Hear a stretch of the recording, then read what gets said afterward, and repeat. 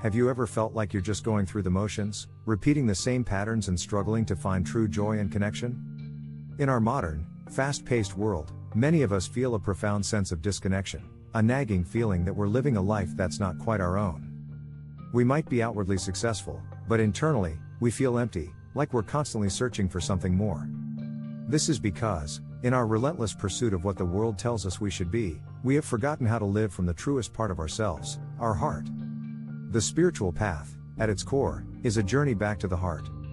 It is the path of returning to a state of complete love, authenticity, and profound connection with the divine. But here's the issue: we are living in a society where most people are living from the mind and from the past. We are disconnected from the very source of our power and our divine wisdom, our heart. When you are living from the past, you are living from an old, unhealed reality. You are living from trauma, from generational trauma, from limiting beliefs, and from a state of scarcity. This causes your heart space to be completely blocked off, like a fortress with an impenetrable wall. So many people are living their lives with a completely closed heart, and they don't even realize it. The heart's prison. The body's story. The mind is a powerful tool, but it is a terrible master. It is an echo chamber of past experiences, fears, and inherited beliefs. It operates on a foundation of what was, constantly replaying the narratives of our old wounds. We tell ourselves stories like, "I'm not good enough," "I'll never have enough money," or "love is painful," and we mistake these stories for our identity. These aren't just thoughts, they are deeply ingrained programs that manifest in our physical being. The trauma, the generational trauma, the limiting beliefs, and the scarcity aren't just abstract ideas. They are physically stuck in your body. They are stored in your cells, your muscles, and your fascia, waiting to be released. This is why you might feel an unexplained tension in your shoulders, a knot in your stomach, or a general sense of unease. Your body is a living library of every past experience, and it is holding on to the pain that your mind has tried to forget. All of this, the entire history of your pain, is stored within your nervous system, which is the command center for your entire being. A nervous system constantly on alert, carrying the weight of the past, is a nervous system that keeps the heart locked away, unable to fully open. So, how do we go from living a life governed by the past to living a life in harmony with the divine? The path to freedom, feeling our way to God. The answer is simple, yet profound. We have to find a way to clear this trauma, to clear the generational trauma, to clear the limiting beliefs, and to clear the scarcity that has built the walls around our hearts.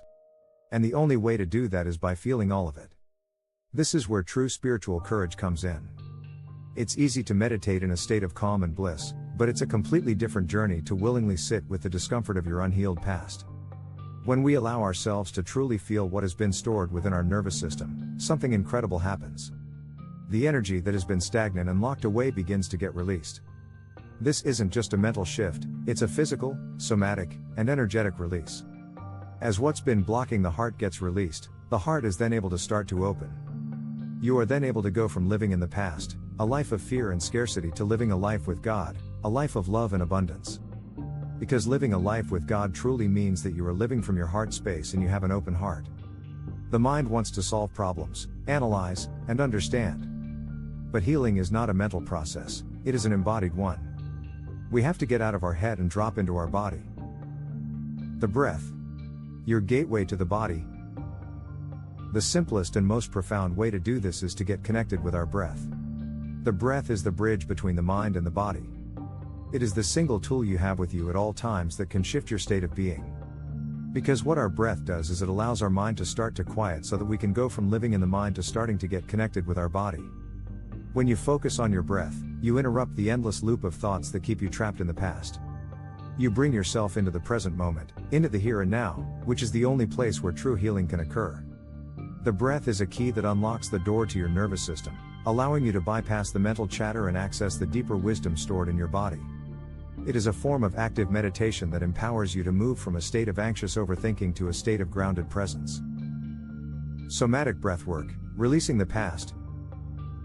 The best breathwork practice that has proven to be incredibly effective for this is called somatic breathwork. The word soma means of the body or of the nervous system. Somatic breathwork is a powerful technique that helps you to consciously access and release the stored trauma in your body. The practice looks like this. You enter into a cyclical pattern of breath where you are taking a continuous inhale in through the mouth and an exhale out through the mouth, immediately going into the next one without a pause. This rhythmic, cyclical pattern of breath allows you to bypass the conscious, thinking mind and go directly into the body. This is where the magic happens.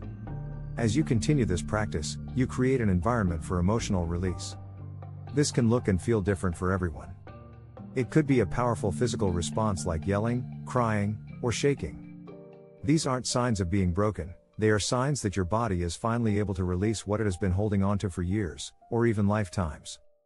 This is because your body, which may have been in a state of fight, flight, or freeze for decades, is finally able to move out of that protective state.